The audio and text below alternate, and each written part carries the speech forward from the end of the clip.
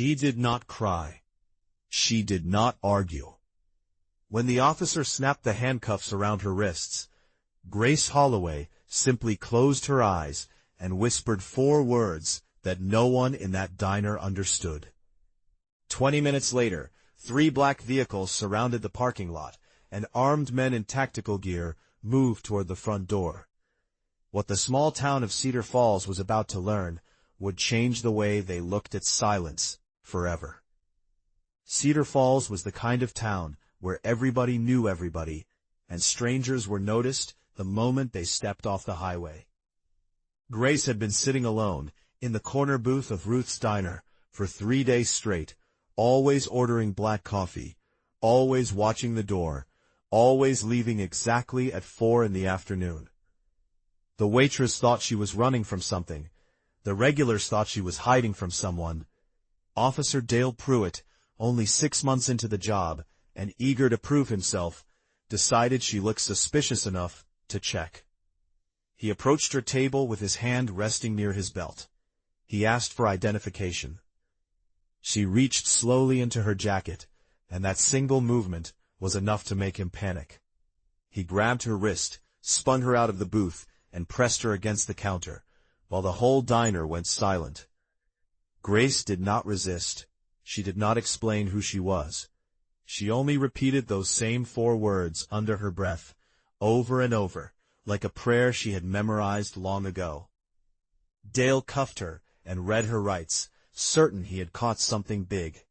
He loaded her into the back of his cruiser, while the diner regulars whispered among themselves, convinced they had just watched a criminal get arrested in real time.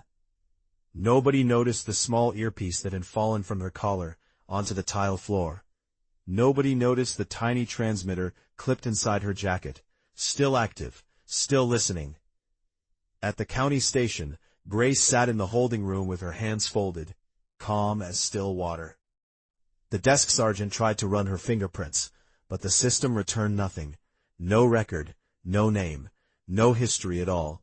That kind of silence in a database was rare, and it made the older officers uneasy in a way they could not quite explain. 40 minutes after her arrest, every phone in the building began ringing at once.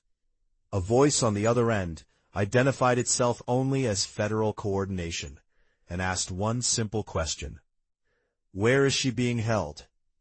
Before the sergeant could answer, headlights swept across the parking lot outside, followed by the low hum of engines and boots hitting pavement in perfect rhythm. The doors burst open, and 6 operators in full tactical gear moved through the station with practiced precision, weapons lowered but ready. Leading them was a broad-shouldered man in his 40s, who walked straight past the stunned officers and into the holding room. He knelt in front of Grace, removed her cuffs with his own hands, and said only one sentence. "Colonel, we thought we lost you." The room went completely still. Dale felt his stomach drop as he realized the woman he had thrown against the diner counter was not a drifter or a criminal.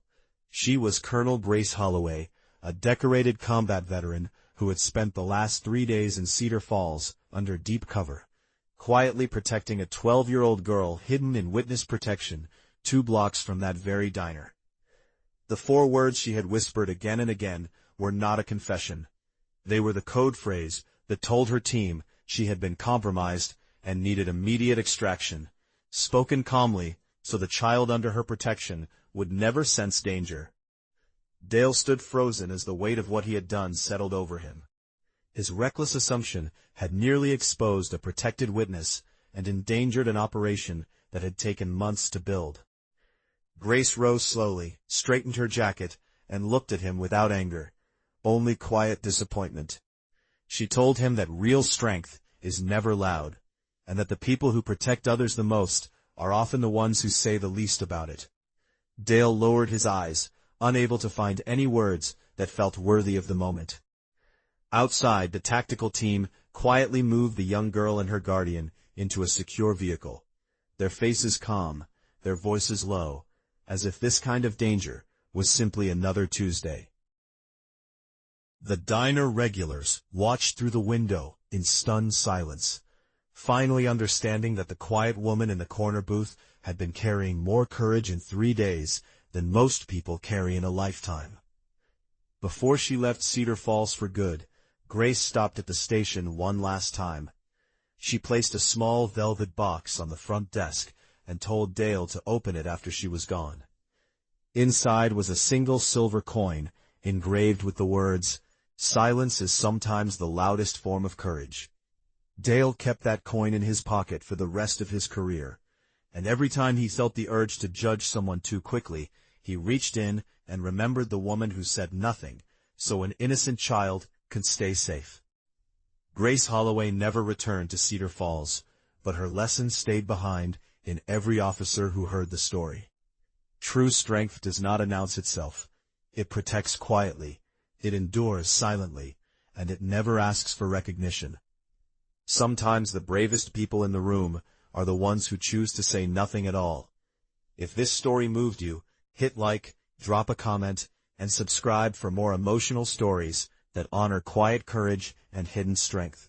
Share this with someone who needs a reminder that true heroes rarely announce themselves.